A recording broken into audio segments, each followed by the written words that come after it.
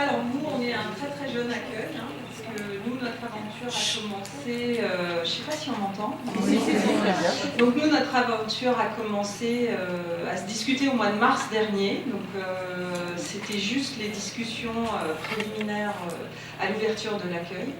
Et en fait, nous étions une équipe de 3 personnes qui nous occupions d'un livret d'accueil, simplement. Voilà, tout est parti de là, d'un livret d'accueil pour accueillir les nouveaux arrivants, ceux qui manquaient cruellement à Ankara. Désolée, j'étais à Canberra avant et ça manquait cruellement aussi. Et voilà, et donc à Ankara, et voilà. Et on s'est dit, mais tant qu'à faire un livret, voilà, il y a un bassin de population qui demande des activités, qui demande à être accueilli, qui demande à être fédéré. Pourquoi est-ce qu'on ne ferait pas carrément Ankara accueil, au même titre que Istanbul accueil, etc. Et donc on est parti de là, tout est allé très très vite, on a pris cette décision au printemps, au mois d'avril-mai, on a commencé à travailler sur les statuts, sur tout ce qu'il faut faire, et donc voilà, en mois de septembre, nous étions un accueil. Et nous voilà.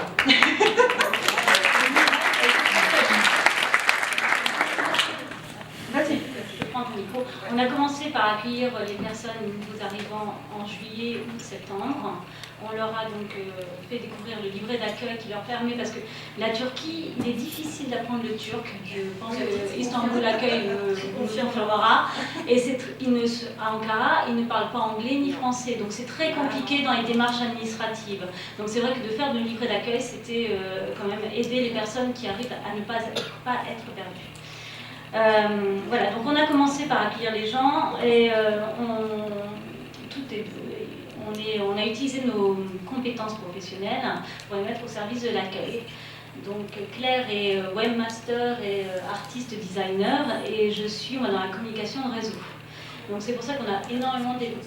On a développé notre page Facebook, on a développé le site internet, des articles de blog et on a eu beaucoup d'adhérents, de nouveaux arrivants, via ce nouveau réseau de communication. Donc ils nous ont contactés par le biais de Facebook et par le biais du site internet. Et du coup, ces nouveaux adhérents nous ont proposé des activités sympas. En fait, se faire connaître, ça, comment dire, ça amène, ça aimante les gens. Et on est devenu une espèce de petite plateforme de talent avec diverses personnes qui nous ont dit bah, moi je suis là, je ne travaille pas malheureusement, c'est mon conjoint qui travaille et moi je pourrais animer un atelier de ceci ou un atelier de cela. Donc on a eu une personne qui nous a fait un atelier d'écriture, une autre personne un atelier apprendre à apprendre pour les enfants qui ont du mal avec les expatriations, etc. On travaille aussi également avec l'Institut français sur les déplacements en Turquie, sur des voyages. On me perd. Donc voilà, on a eu beaucoup de choses qui sont venues à nous et donc on a commencé à partager énormément sur les réseaux sociaux. Et ça continue parce qu'on est toutes les semaines, nous sommes contactés par des gens qui veulent faire partie de l'association. On a 80 personnes, 80 familles, pardon, c'est pas des personnes, c'est des familles, ce qui nous fait, voilà. On a démarré avec à peine une cinquantaine et on est maintenant 80. Donc voilà. Et on essaye de répondre aux besoins de chaque adhérent, donc c'est pas toujours évident. On a donc des familles, donc on essaie de proposer des activités pour les enfants, donc activités manuelles, il y a apprendre pour bien suivre sa scolarité.